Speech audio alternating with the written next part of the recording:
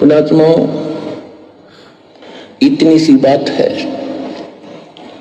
नकली गुरुओं के वचनों पर भी बहुत से श्रद्धालु डटे हुए हैं, उनको संत परम धनी मान गए, लेकिन अंत में दोनों को ही धोखा लगेगा। इसी प्रकार ये सतलोक आश्रमों के संचालक, कोऑर्डिनेटर, गुरुजी का परिवार, ये भी नकली संत की श्रेणी में है। ये भी नकली संत की श्रेणी में है और श्रद्धालु लाखों की संख्या में इनके ऊपर आंखें बंद करके डटे हुए हैं, बैठे हुए हैं, इनके हर एक पीले पर्चे को गुरु आदेश मानकर। अंत में दोनों को धोखा खाना पड़ेगा। भाई और बहनों, परमात्मा संकेतों की भाषा ज्यादा बोलते हैं। अगर स्पष्ट रूप से कह दें तो भगत नाराज हो जाएगा और परमात्मा नहीं चाहते कि ये भक्ति से दूर हो।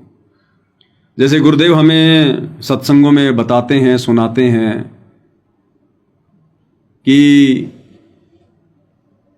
जो सतयुग में राक्षस हुआ करते थे वो कलयुग में ब्राह्मण होंगे, विद्वान होंगे, पंडित होंगे। यानी कलयुग के संतों को परमात्मा ने सतयुग के राक्षसों की संज्ञा दी। यानी जैसा विचार व्यवहार, जैसी सोच सतयुग में राक्षसों की हुआ करती थी, उसी विचारधारा के इस कलयुग में वर्तमान में ये ब्राह्मण लोग हो जाएंगे, विद्वान। ब्राह्मण ये जाति वाले नहीं, ये शर्मा जी वगैरह ये नहीं।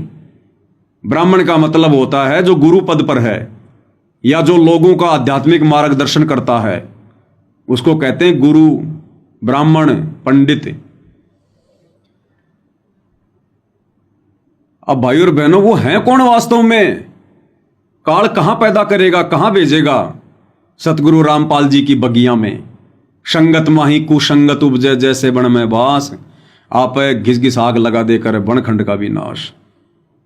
तो वो सतयुग के राक्षस वर्तमान में सतगुरु रामपाल जी का परिवार है। ये कोऑर्डिनेटर हैं, ये आश्रम संचालक हैं, ये नामदान संचालक हैं, वो सतयुग के राक्षस। क्योंकि हम भी तो ब्राह्मण हैं। ब्राह्मण सोई जो ब्रह्म पहचाना है, जो भक्ति करता है वो ब्राह्मण है, जो लोगों का मार्गदर्शन करता है वो ब्राह्मण है। तो ये कोऑर्डिनेटर क्या कर रहे हैं, गुरु का परिवार क्या कर रहा है? पूरी संगत को हैंडल कर रहे हैं ना, मार्गदर्शन कर रहे हैं ना। और गुरुदेव बार बार कहते हैं कि ये सबसे ज्यादा बाधक हैं वर्तमान में इस मार्ग में। अब बताओ भाई और बहनों, वर्तमान में सतगुरु रामपाल जी की बगिया को कौन उजाड़ रहा है? जो लाखों की संख्या में सतगुरु रामपाल जी ने पेड़ पौधे लगाए हैं, भक्तों को जोड़ा है। अब बता दीजिएगा, उन लाखों भक्तों को वर्तमान में सतगुरु रामपाल जी की मर्यादाओं से दूर कौन कर रहा है? वो नकली संत ब्राह्मण या वो शंकराचार्य कर रहे हैं, या खुद सतगुरु रामपाल जी का कलयुगी परिवार कर रहा है, या फिर ये कोऑर्डिनेटर कर रहे हैं? पीले पर्चे निकाल निकाल के मनमान्य आचरण पर संगत को कौन चला रहा है? वो ब्राह्मण लोग चला रहे हैं क्या? वो पंडित लोग चला रहे हैं क्या? सतगुरु रामपाल जी की संगत से उनके ज्ञान और विधान के विपरीत ये राजनीतियां कौन करवा रहा है?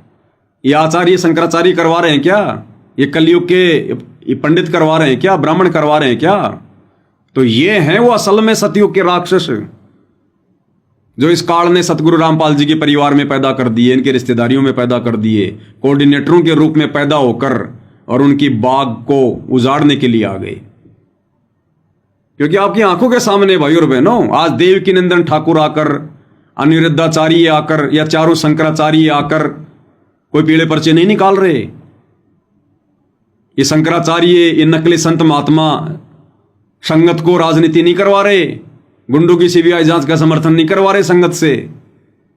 आप संगत वालों का ज्योति पाठ और दान का पैसा गुंडों की सीबीआई जांच में, हरियाणा के जाट आरक्षण में, फालतू की बकवादों में वो आचार्य शंकराचार्य ये लोग नहीं लगा रहे। आप ही के अपने ये भाई बहन सतलोक आश्रम वाले, आपके कोऑर्डिनेटर, गुरु का परिवार।